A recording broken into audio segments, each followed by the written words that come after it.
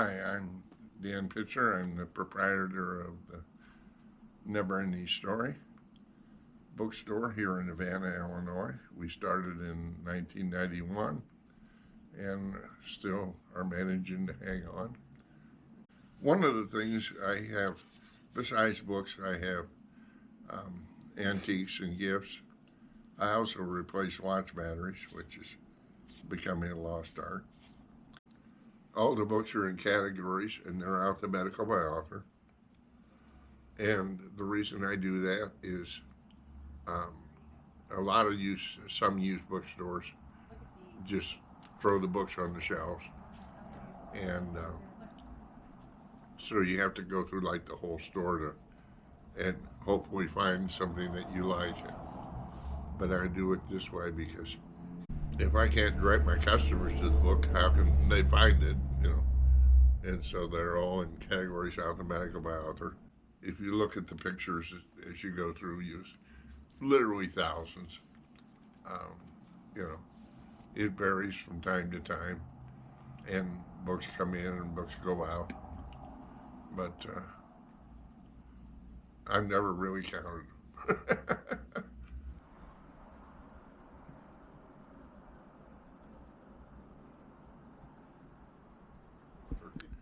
The section we're sitting in here now is the classic sections, and there's also a poetry section over here. There's how-to section, children's, mystery and suspense, and we try to separate them as best we can, but that's how we do it. I have a couple that comes in, and I'm not able to pay anybody to work or have an employee, but they trade work for books and get paid in books, and they so they come in and help me put them up, and like I said, and we put them in alphabetical author, which by author, which takes a little more time than usual, but I've never bothered to count. Back in my time, author called Marshall McLuhan, and he was kind of a sociologist or observer of what goes on, and he wrote a book called "The Medium is the Massage." Okay, and part of the title was what the point he was trying to make with the book, because after the book came out, many times people who reviewed the book would say, the Marshall McLuhan's book, The Medium is the Message. But the actual title was The Medium is a Massage. They couldn't understand that, and so they would say, the medium is the message. And one of the things he talked about was that young people who grew up before TV, then those kids that grew up after TV, had different brain patterns than the kids who grew up before TV. And another one of the observations he made, which I found very interesting, is why houses don't have front porches anymore. And years ago, almost every house, if you look at old houses, turn of the century homes or whatever, they had a big front porch. And he says the reason that they quit doing that was because of air conditioning. Because back in the olden days, people would come home and they'd eat dinner, and then they'd go out and sit on the front porch. And and then other people would walk up and down the street and then walk up to the houses and talk to the people a while and then continue on up and down the street. But with the advent of air conditioning, there was no need for the front porch anymore because people stayed inside every night watching TV. So that's kind of what's happened with books along the line too, and it's just part of where we are and part of our evolution, And, you know, sometimes I feel like the, I don't know if you remember the old commercials for the Maytag repairman. It had, the gist of the commercials is his Maytags worked so well he didn't have any work to do. And sometimes I feel like the Maytag repairman. Another story about the young people was I had a teacher here in town, and she came in, and we set up a program where, for her best readers,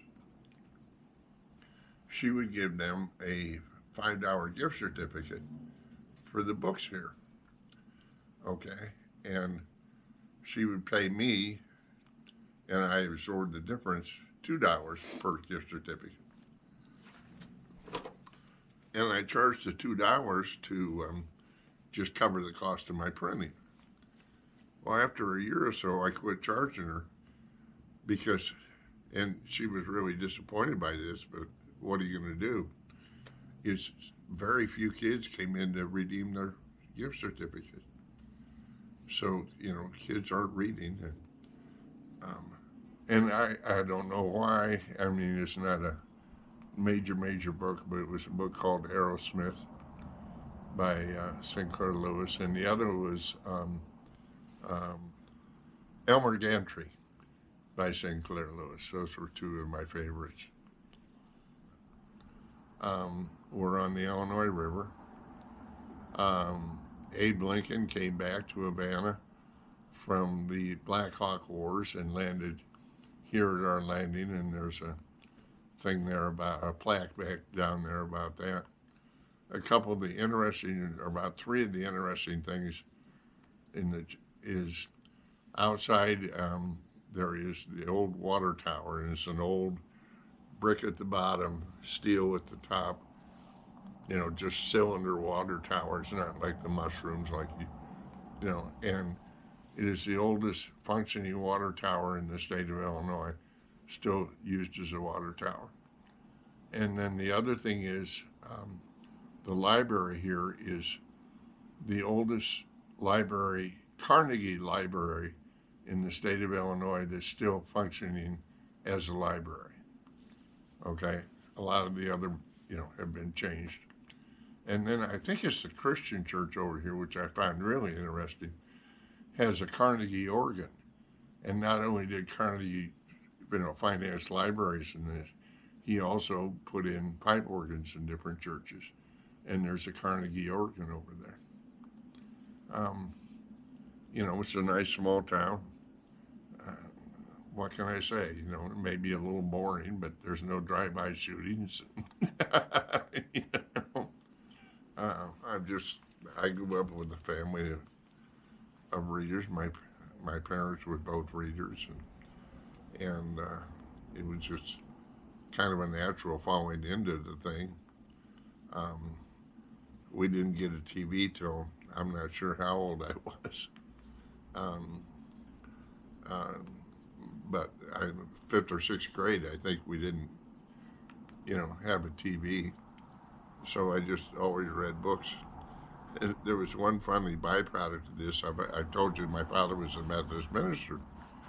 Well, I came upon, I picked it up at the school library or whatever, a little book called Ben and Me. And it was a fictional story about a mouse who lived with Ben Franklin, and actually was what happened with all the things that Ben Franklin did in his life.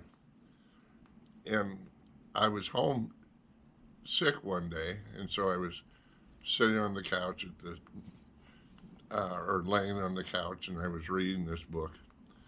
And in part of the book, he said that he originally was a church mouse, okay? And so, you know, being poor as church mouse, they had lived off the prayer books for a while. But then when it got to the sermons, they were so dry that he had to leave and find someplace else to live. Well, I found that terribly humorous, and I laughed like crazy about that. So my dad came out and said, "What was so funny?" So I read that to him. And what was funny is he took that and he started a church newsletter. Or, well, there was a church newsletter that went out every week. And he started a column called Squeaky the Church Mouse. Okay. And he could use that to poke fun at different things and this, that, and the other. And what was funny is a lot of people didn't realize my father's sense of humor because he was seemed to be a very stern man and whatever. And so a lot of people didn't realize that he was the one that wrote Squeaky. And but he could be more humorous in that, and that was just part of, like I said, I always grew up with books. We had a summer home in northern Michigan, and the rule was that there was no TV. Okay, so, but there was a library, so I was happy doing that. Um, so, I mean, it's just always been a part of my life, and I am really saddened by how many young people it's not a part of their lives these days. Um, I have two maps well, actually three maps in the store that hang on the wall or on the end of a bookcase. And I started this in January of 2023. And what you will find real amazing if you look at these maps, first is the Illinois map and how many pins there are. It's getting really hard to find anything within 50 miles of Havana where somebody hasn't put a pin from where they're from. And there's a big cluster around Chicago, a smaller cluster. And it's just amazing at how many people from how many places have come in. If you look at the bottom, or on the bottom below that map is one you can just pick up, which is the USA and the world. And it's just amazing how many. I haven't got all 50 states, but I'm getting close. I've got Alaska and Hawaii. And then the other one is the world map. And it's amazing. I have France, England, Ireland, a couple guys from Norway.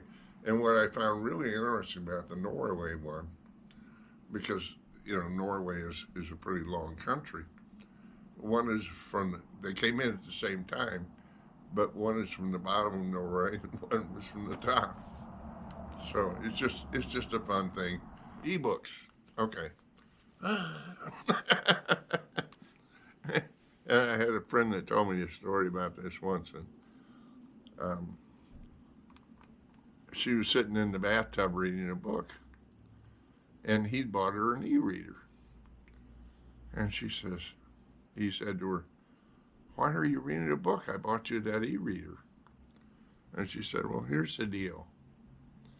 This is a used book, so if I happen to splash it in the water, it's only $5. But the e-book is what, $70 or $80. And if I drop it in the water, it's ruined too. So there's still a reason for books." I always say that if the internet ever goes down, I'm going to be a rich man.